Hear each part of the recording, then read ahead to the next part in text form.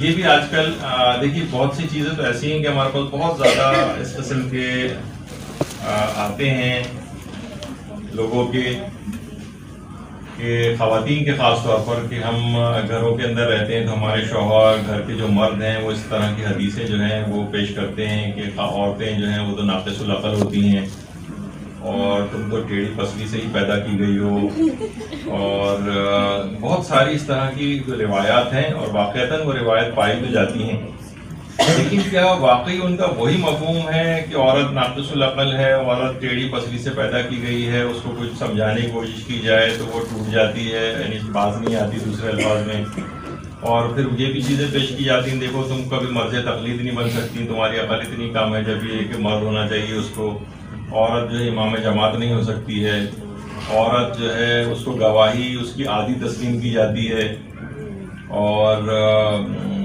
اس طرح کی بہت ساری چیزیں، یا میراث میں اس کا آدھا حصہ ہوتا ہے، اس سے مرد حضرات تضحیک اور ایک توہین والے پہلو کے اندر عورتوں کی جاتے ہیں۔ تو وہ احادیث کیا ہیں اور ان حدیثوں کا صحیح مفہوم کیا ہے، کیا وہ واقعی آپ کی مذمت کے اندر آئی ہیں، کیا ان کا کوئی خاص بیک گراؤنڈ ہے، یا یہ کہ ان کے اندر جیسے ابھی یہی والی جو حدیث ہے جو ابھی آگے چل کر ہم پیش کریں گے آپ کو، تو اس کا مفہوم کیا ہے؟ سب سے پہلے تو دیکھیے چیز اس کے اندر یہ چیز آتی ہے کہ پہلی بحث جو آتی ہے وہ یہ کہ حضرت حوا کی پیدائش کیسے ہوئی تھی؟ حضرت حوا کی، حضرت آدم کو تو مٹی سے پیدا کیا گیا تھا۔ تو ایک حدیث آج کل کافی اہل سنت کے ہاں بھی بہت شہرت رکھتی ہے اور ہماری کتابوں کے اندر بھی آئی ہے۔ اہل سنت کے ہاں تو حضرت ابو ہریرہ سے روایت ہے اور بخاری اور مسلم دونوں کے اندر ہے۔ دیکھیے میں بتا دوں، اکثر آپ نے اہل سنت کی جو احادیث وغیرہ ہوتی ہے اس میں متفق علیہ لکھا ہوتا ہے۔ متفق علیہ کے معنی کہ وہ حدیث بخاری اور مسلم دونوں میں موجود ہے۔ تو اس کے اندر بھی چلیں ہم براہ راست اردو اس ترجمے پہ چلے جاتے ہیں کہ اس کا مفہوم روایت کا یہ ہے کہ عورت کو مرد، پیغمبر فرماتے ہیں کہ عورت کو مرد کی پسلی سے پیدا کیا گیا ہے، پسلی کا سب سے ٹیڑھا حصہ اوپر والا ہوتا ہے، اگر تم اسے سیدھا کرو گے تو اسے توڑ دو گے اور اس کے حال پر باقی رہنے دو گے تو وہ ٹیڑھی ہی رہے گی، تو تم اس کے بارے میں بھلائی کی وصیت کو قبول کرو۔ یعنی عورتوں کے لحاظ سے پیغمبر نے گویا یہ بات بیان فرمائی کہ مرد کی پسلی سے اس کو پیدا کیا گیا ہے، اور سیدھا کرنے کی کوشش کرو گے اس ٹیڑھی پسلی کو تو وہ ٹوٹ جائے گی، اور اسے حال پہ باقی رہنے دو گے تو وہ ٹیڑھی رہے گی۔ تو بہرحال اس کے بارے میں اچھی وصیت کو قبول کرو۔ اچھا، اب یہاں پر جو شیعہ روایات ان میں دو طرح کی روایت، ایک تو یہ کہ حضرت حوا کو حضرت آدم کی بائیں پسلی سے پیدا کیا گیا، یہ روایت ہے، ایک تو روایت اس انداز کی بائیں پسلی سے، اور دوسری روایات جو ہیں کہ حضرت آدم کی بچی ہوئی مٹی سے حضرت حوا کو پیدا کیا گیا۔ یعنی پیدائش کس طرح سے شروع ہوئی، یعنی دوسرے الفاظ میں حضرت حوا کی خلقت کیسے ہوئی، اس سے یہ دو طرح کی الگ الگ اس انداز کی روایتیں۔ اچھا، اب یعنی جب حضرت آدم بن گئے مکمل طور پر تو ان کی پسلی سے حضرت حوا کو پیدا کیا گیا، ایک روایت یہ ہے، اور دوسری روایت یہ کہ اس وقت جس وقت حضرت آدم ابھی پورے طور پر پیدا نہیں ہوئے تھے، ان کا صرف پتلا تیار ہوا تھا، تو جس مٹی سے ان کو خلق کیا گیا تھا، ان کی جو بچی ہوئی مٹی تھی، اس سے عورت کی خلقت ہوئی۔ یہ اب یہ روایتیں۔ اچھا، اہل سنت جو ہے ہمارے حضرات ہیں، کیونکہ یہ دو روایات اصل میں دونوں کے اندر آئی ہیں، اس لحاظ سے ہمیں ان کو بھی ساتھ لے کے چلنا پڑا، تو وہ پسلی سے پیدائش کی روایت کے قائل کہ حضرت آدم کی پسلی سے حضرت حوا کو پیدا کیا گیا، اور ان کے ہاں بھی بائیں پسلی کی روایتیں۔ البتہ جو ان کے محقق علماء اور رجال وغیرہ کے جو ماہر علماء گزرے، جیسے کہ شیخ ناصر الدین البانی، جو علم رجال کے لحاظ سے کافی ان کے ہاں شہرت رکھتے ہیں، انہوں نے ان کی باقاعدہ کتاب ہے اس سلسلے میں، الاحادیث الضعیفۃ والموضوعہ، یعنی موضوع ان جھوٹی اور ضعیف احادیث کا جو سلسلہ ہے اس موضوع پر ان کی کتاب، اس کے اندر انہوں نے یہ تمام روایات کو ضعیف قرار دیا، جس میں عورت کی پسلی سے مرد کی پیدائش یا حضرت حوا کی پیدائش کو بیان کیا گیا. وہ کہہ رہے ہیں یہ ساری احادیث ضعیف ہیں. ایک تو یہ بات ہو گئی. اچھا، ہم جب دیکھتے ہیں دیگر ادیان میں تو اس میں تورات جو ہے اس کے اندر، تورات جو ہے اس میں سفر تکوین کا جو ایک ان کا چیپٹر ہے، اس میں یہ ہے کہ عورت کو آدم کے پہلو سے پیدا کیا گیا. اچھا، یہ روایات اس انداز سے ہماری کتابوں کے اندر بھی آ گئیں، شیعہ کتابوں میں بھی آئیں، سنی کتابوں کے اندر بھی آ گئیں. اچھا، اب ہمارے علماء کے ان روایات کے اعتبار سے 4 نظریات یا موقف ہو گئے. دیکھیے، اب آپ کو میں صرف اس وجہ سے کہہ رہا ہوں کہ اب آپ کو جو معاشرے کے اندر جو چیزیں ہیں وہ کس انداز سے تبدیل ہو جاتی ہیں بعض اوقات ان کے مفاہیم. تو پہلا موقف ہمارا ان روایت کے سلسلے میں یہ ہے، یعنی 4 موقف آپ کے سامنے آئے ہمارے 4 علماء کے نظریات. پہلا موقف یہ کہ روایات صحیح ہیں اور قابل قبول. ان میں شیخ مفید شامل ہیں، صاحب جواہر الکلام شامل. شیخ مفید نے کہا ہے کہ اس پر علماء امامیہ کا اتفاق ہے کہ یہ روایات صحیح ہیں، اور صاحب جواہر نے بھی انہی کی بات کو نقل کر دیا. لیکن نہ تو شیخ مفید نے یہ بات ثابت کی کہ کہاں اتفاق ہے، اور صاحب جواہر نے تو کہا جاتا ہے کہ انہوں نے بس ان کے قول ہی کو نقل کر دیا ہے، یعنی اس لحاظ سے کوئی اپنا اجتہاد وغیرہ بیان نہیں کیا. تو ایک تو موقف یہ ہو گیا. دوسرا موقف یہ ہے کہ آدم کی بچی ہوئی مٹی سے حضرت حوا کی تخلیق ہوئی. اچھا، یہ بھی ہماری کتاب کے اندر روایت ہے. تفسیر مجموع البیان کے اندر ہے، یہ تفسیر عیاشی کے اندر ہیں. اسی کے علاوہ تفسیر کبیر تو پر علماء اہل سنت میں امام فخر الدین رازی کی تفسیر اس میں ہے، اور امالی شیخ صدوق میں بھی یہ روایت ہے جو فاضل طینت کی روایت کہلاتی ہے. یعنی اضافی جو بچی ہوئی جو مٹی تھی آدم کی خلقت میں، جو مٹی بچ گئی تھی، اس سے حضرت حوا کی تخلیق ہوئی. اچھا، اب یہ جو دوسرا گروہ علماء کہتا ہے جو آدم کی بچی ہوئی مٹی سے خلقت کا قائل ہے، تو وہ کہتے ہیں کہ ان روایات کی توجیہ اور تعویل کی جائے گی، کیونکہ روایات میں ٹکراؤ. ایک روایت تو یہ کہہ رہی کہ زندہ جس وقت آدم زندہ تھے ان کی پسلی سے جو ہے، بلکہ بعض اوقات ابھی آگے چل کر یہ بات بھی آئے گی کہ سائنسی لحاظ سے بھی باتیں اس کے برخلاف ہیں، یعنی عقل، سائنس اور یہ سب بھی اس کے برخلاف بات کہتی ہے. تو زندہ سے لی گئی، اور بہت سی روایت میں کہ بچی ہوئی مٹی سے. تو کیونکہ ان روایات میں آپس میں ٹکراؤ ہے، لہٰذا ان کی ہمیں تعویل کرنا پڑے گی. لیکن بہرحال علماء بھی یہ بات کہتے ہیں کہ عقلاً اس لحاظ سے اگر دیکھیں تو ایک امکان تو موجود ہے کہ جس وقت آدم، اس والی روایت کہ جس میں کہ آدم کی بچی ہوئی مٹی سے حضرت حوا کی تخلیق ہوئی، جس وقت حضرت آدم آب و گل کے درمیان تھے، یعنی ابھی ان کا پتلا جو ہے وہ تیار ہو رہا تھا، تو امکان موجود ہے کہ جس وقت آدم آب و گل کے درمیان تھے تو اس وقت ان کی بچی ہوئی مٹی لے کر اس سے حضرت حوا کی تخلیق کی گئی ہو. تو بہرحال اس کے اندر کوئی ایسا قباحت ہم کو عقلی لحاظ سے نظر نہیں آ رہی کہ یہ چیز ممکن نہیں تھی. اچھا، اب عقلاً قباحت یوں بھی اس لحاظ سے نہیں ہے جس طریقے سے ہم دیکھتے ہیں کہ آج کل جو کلوننگ ہونے لگی، یعنی جو ایک فطری طریقہ ہوتا ہے بچے کی پیدائش کا، اس کو اس لحاظ سے بائی پاس کرتے ہوئے جس سے اپنے جسم کا ایک سیل لے کے اس جیسا کوئی دوسرا، سائنس نے اتنی ترقی کر لی ہے کہ اس سیل سے ہی دوسری چیز کی خلقت ہو جاتی، جسے کلوننگ کہتے ہیں. تو ایک لحاظ سے یہ کلوننگ حضرت آدم کے لحاظ سے اگر ہم دیکھیں، اگر ان روایات کو ہم صحیح مانیں تو ایک لحاظ سے یہ کلوننگ ہوئی تھی.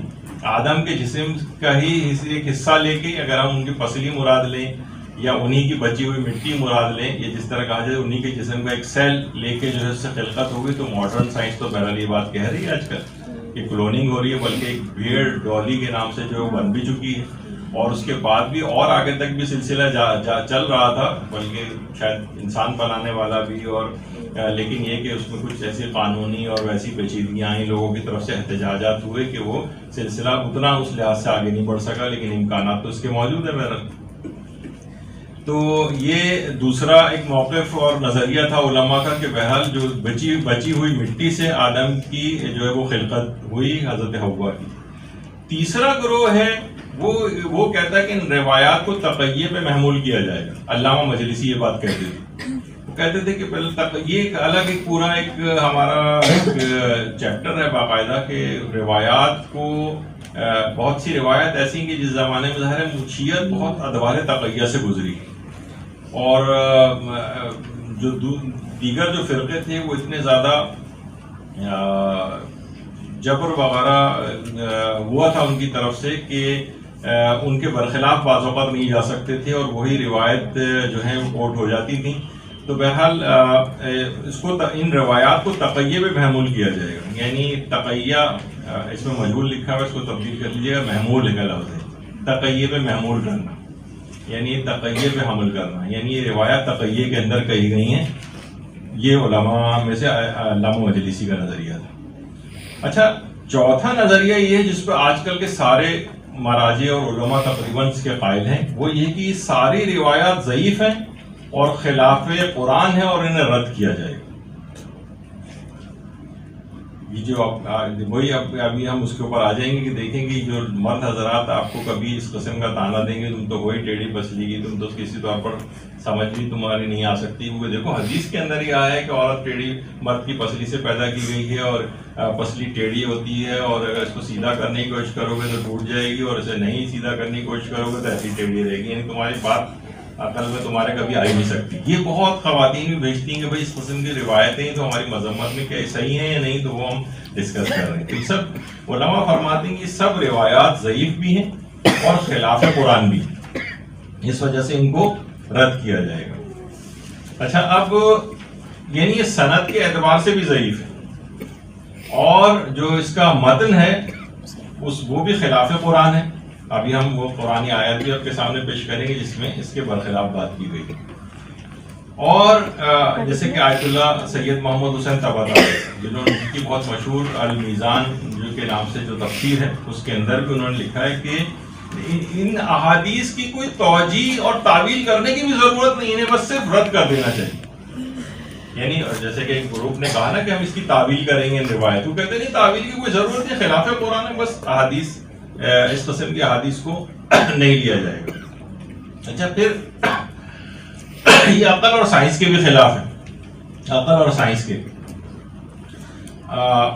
جیسے کہ عام طور پر مشہور ہے اور ایک زمانے تک لوگ کہتے بھی تھے, لیکن وہ سائنس سے ناواقفیت کی دلیل وہ یہ ہے کہ جناب دیکھیے یہی وجہ ہے کہ مرد کی ایک پسلی کم ہوتی, مرد کی ایک پسلی کم ہوتی کیونکہ 22 پسلی سے اس کو بنایا گیا ہے.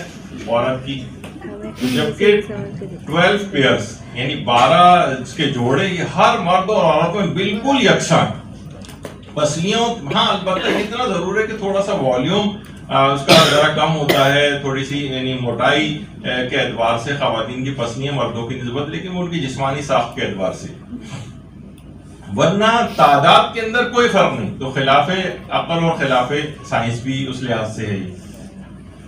تو ان روایات کو اس لحاظ سے قبول نہیں کیا جائے گا.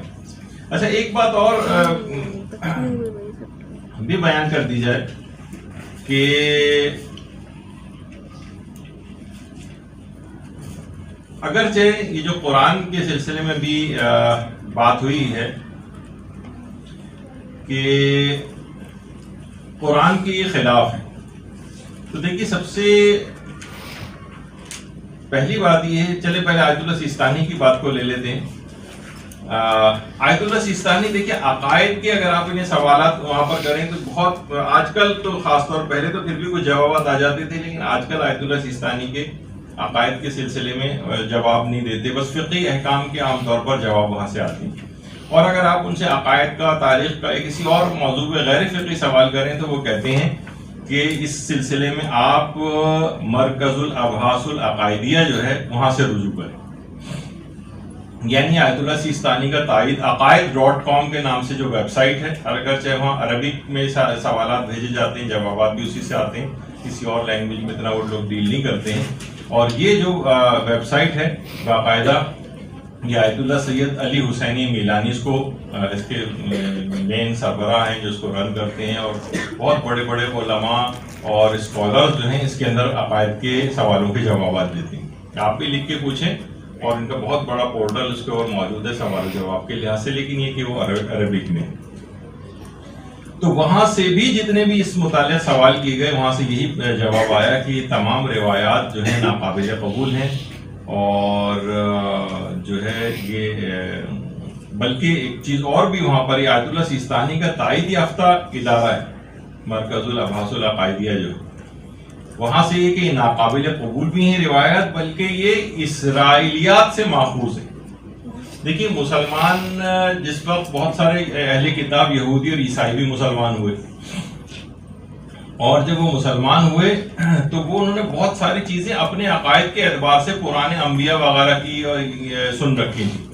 تو جب انہوں نے اسلام قبول کیا تو بہت ساری وہ چیزیں جو یہودی اور عیسائی مذہب کی تھیں وہ انہوں نے اسلام کے ساتھ مکس کر کے پیش کرنے لگے.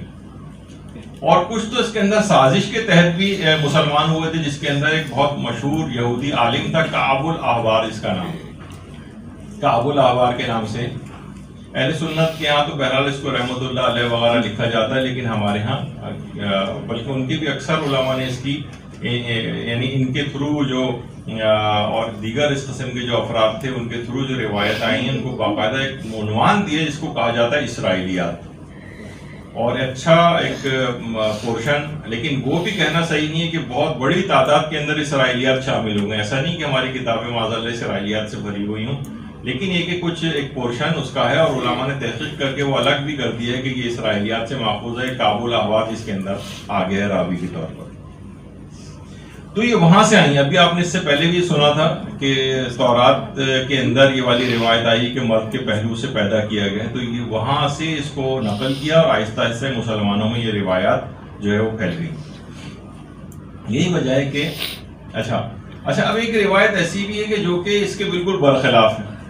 ہمارے چھٹے امام جعفر صادق علیہ السلام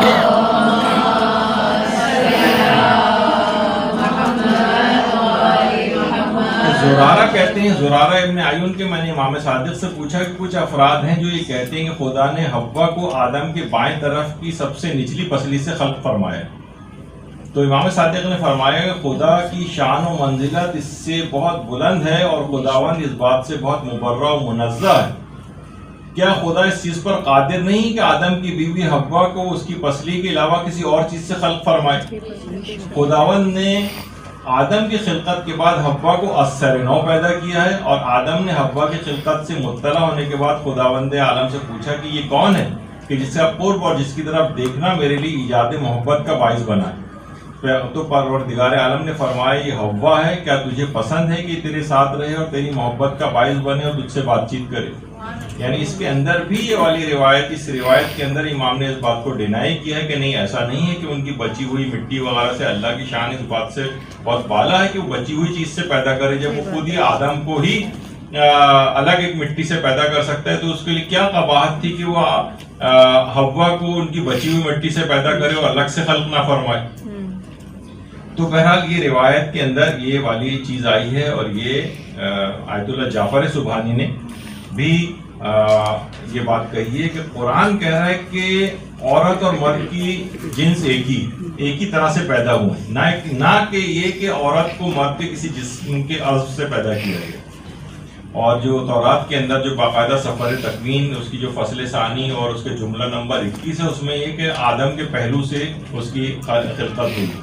تو اس لحاظ سے یہ روایت جعلی طور پر بنائی گئی ہے اور اس کو پھر اسلام کے اندر داخل کیا گیا ہے، ورنہ اس کا اس لحاظ سے وجود نہیں ہے، اور ہمارے آئمہ نے بھی اس کو ڈینائی کیا. یہی وجہ ہے کہ ہمارے جیسے آپ نے جعفر سبحانی کا سنا، آیت اللہ سیستانی کا تائید یافتہ ادارے عقائد.com جس کا میں نے حوالہ دیا اس کا، آیت اللہ سعید الحکیم طباطبائی، انہوں نے بھی فرمایا کہ یہ سب احادیث ضعیف ہیں جس میں عورت کو مرد کی حضرت حوا کو حضرت آدم کی پسلی سے پیدا کرنے کے متعلق جو روایت آئی ہے اس کو کہا کہ یہ سب روایات ثابت نہیں اور یہ خلاف قرآن بھی. اور قرآن کی جو آیت ہے یا ایھا الذین آمنوا اتقوا ربکم الذی خلقکم من نفس واحدۃ، ہم نے یعنی ان دونوں کی خلقت کو کہا کہ ایک واحد نفس سے ہم نے ان دونوں کی خلقت ایک طرح سے ہوئی. یعنی یہ نہیں ہے کہ آدم کو الگ طریقے سے پیدا کیا ہو اور حضرت حوا کو الگ طریقے سے پیدا کیا ہو. نفس واحدہ ایک ہی طریقے سے ان کو پیدا کیا گیا. تو اس لحاظ سے یہ قرآن کے خلاف بھی. تو اچھا اب حضرت حوا بعض اوقات دیکھیے میں کبھی کبھار سوچتا ہوں کہ حضرت حوا ہم سب کی ظاہر ہے کہ الگ الگ سب کی ایک دنیاوی لحاظ سے والدہ ہے، لیکن ہم سب کی جو بالکل ایک کامن ماں ہے وہ حضرت حوا ہے. تو ان کے لیے بھی بعض اوقات دل میں اتنی محبت کا جذبہ جو ہے پیدا ہونا چاہیے ہمارے کہ ہماری والدہ اور ان کے لیے بھی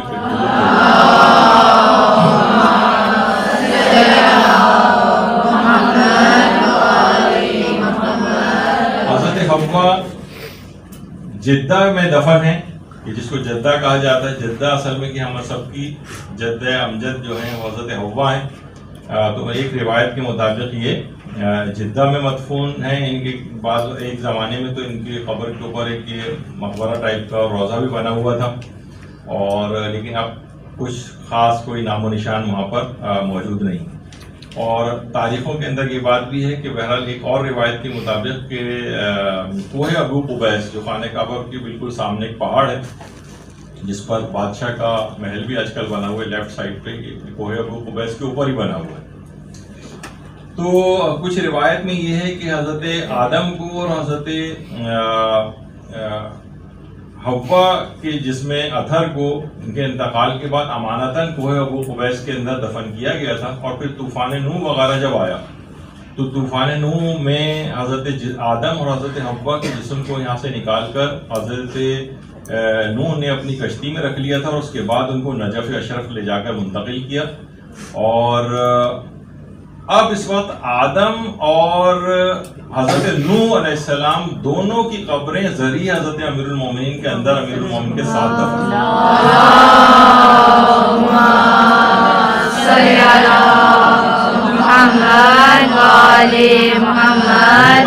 وہاں پر باقاعدہ روایات کے اندر بھی حکم آیا ہے کہ جب بھی امیر المومنین کی زیارت پڑھو تو حضرت آدم اور حضرت نوح کی زیارت بھی وہاں پر پڑھی جاتی ہے.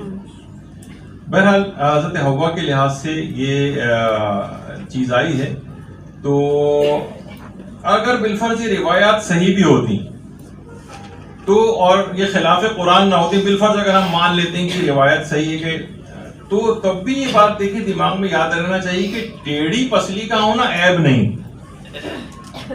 یعنی علماء نے کہا ہے کہ اس کی معنی یہ ہوں گے کہ اس میں تشبیہ دی گئی ہے کہ اس کے اندر عورت کے اندر جھکاؤ زیادہ ہوتا ہے اور یہ دوسروں کا زیادہ خیال رکھتی ہے، یہ دوسروں کی زیادہ حفاظت کر اپنے گھر کی حفاظت کرتی ہے، اپنی اولاد کی حفاظت کرتی ہے، اور اس کا جھکاؤ اپنے خاندان کی طرف اس لحاظ سے زیادہ ہوتا ہے. تو یہ اس معنی کے اندر اس کو ٹیڑھا کہا جاتا ہے.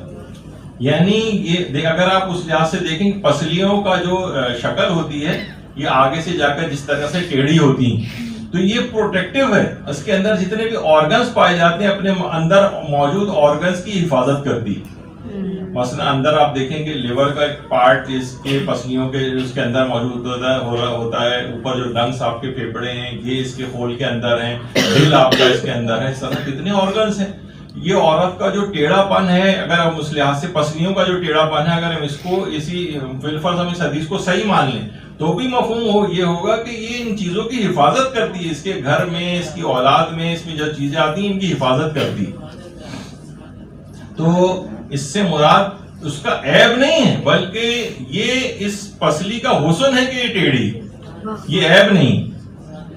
یعنی اپنے ٹیڑھے پن کے باعث ہی اپنی اعضاء کی حفاظت. اگر یہ پسلیاں بالکل سیدھی سیدھی ہوتی تو یہ اس لحاظ سے حفاظت نہیں کر سکتی. تو یہ اس کے اندر اس کے معنی یہ ہوئے کہ عورت کی فطرت اور اس کے مزاج کا خیال رکھو. اس روایت کے اندر یہ حکم ہے اگر تم اس کو ایک ساتھ سختی کرو گے، اسے زبردستی اپنے مطابق مولڈ کرنا چاہو گے تو یہ ٹوٹ جائے گی. ٹوٹ جانے کے معنی یہ ہوں گے پسلی ٹوٹ جائے گی.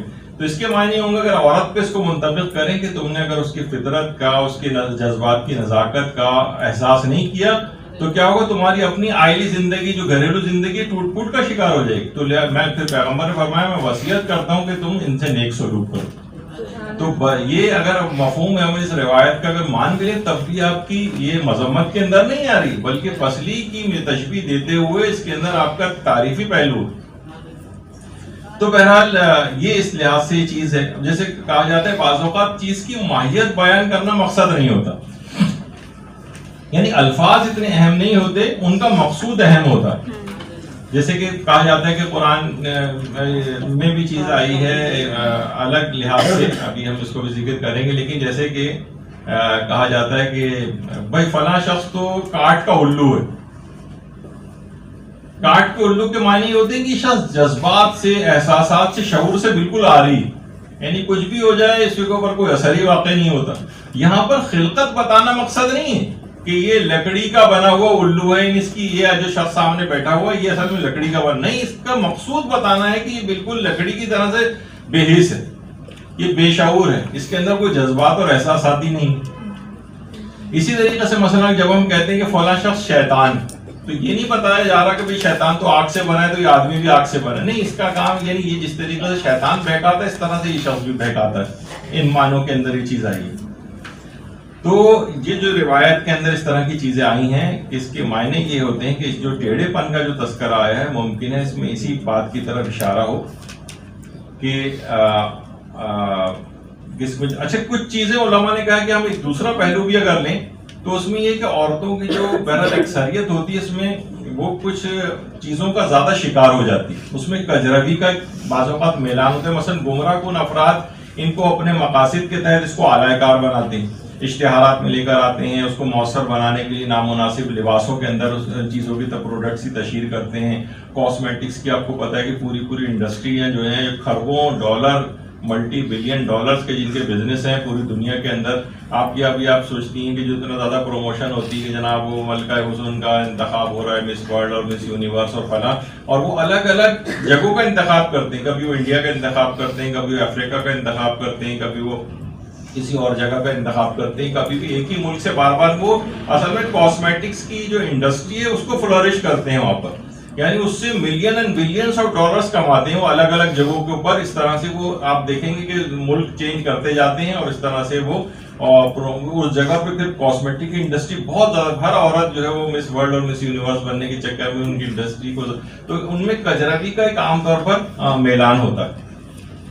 تو بہرحال یہ کہ ایک پہلو اس کے اندر یہ والا بھی آ سکتا ہے. تو عورتوں کو بہرحال اس سے اپنے آپ کو نکلنا چاہیے کہ وہ کسی کے بہکاوے میں نہ آئیں اور اپنے وقار، اپنے تشخص کا اور اپنی عفت کا وہ خیال رکھیں.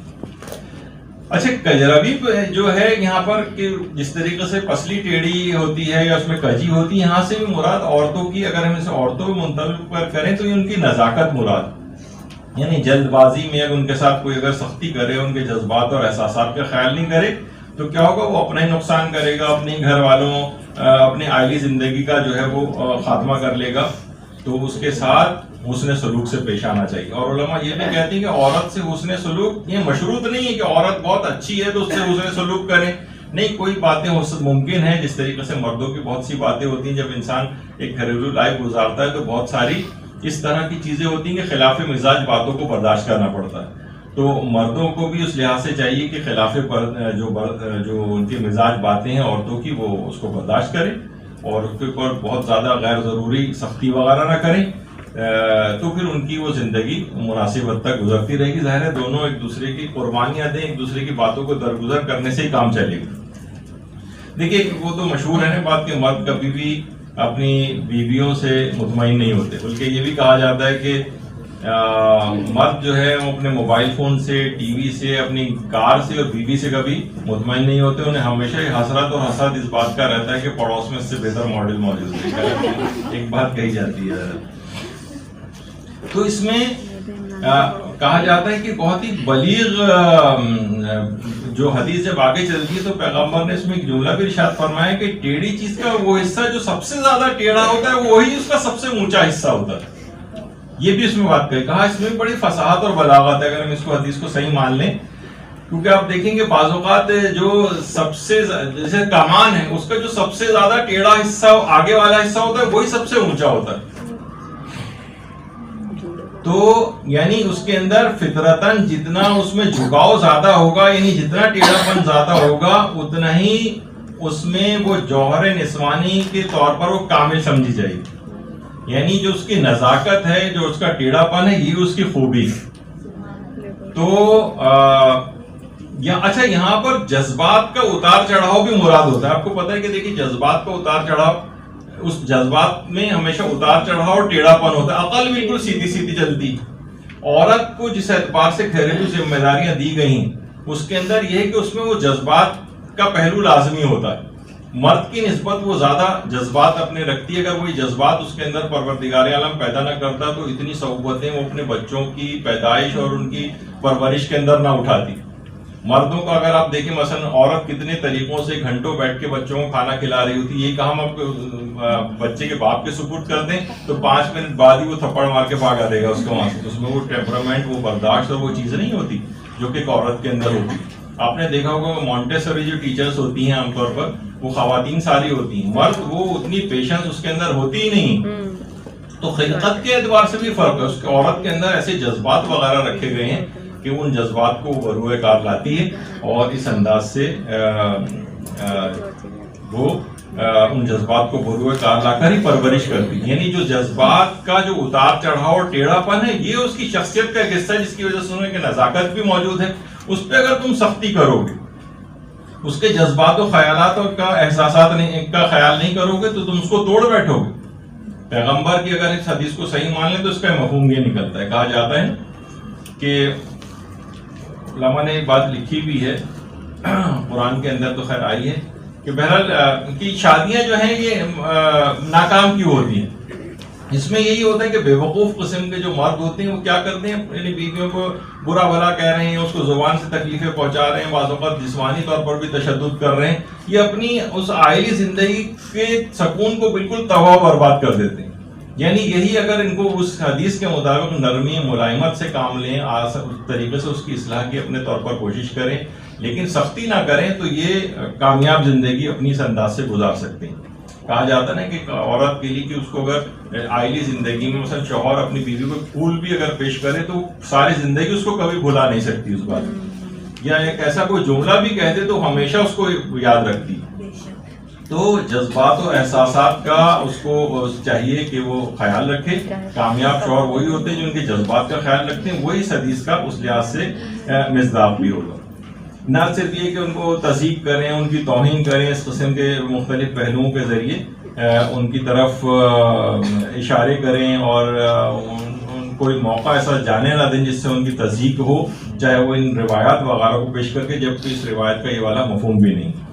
بالفرض اور یہ اگر ہو بھی جائے ایسا تو کہا جاتا ہے نا کہ عورت کی جو گود ہے وہ بچے کی پہلی درسگاہ ہوتی. اگر ایسے ہی ناقص العقل ہوتی تو کبھی بھی پروردگار عالم ایک ایسی درسگاہ میں جو ناقص العقل ہے اس میں بچے کی پرورش نہ کرا دیتا.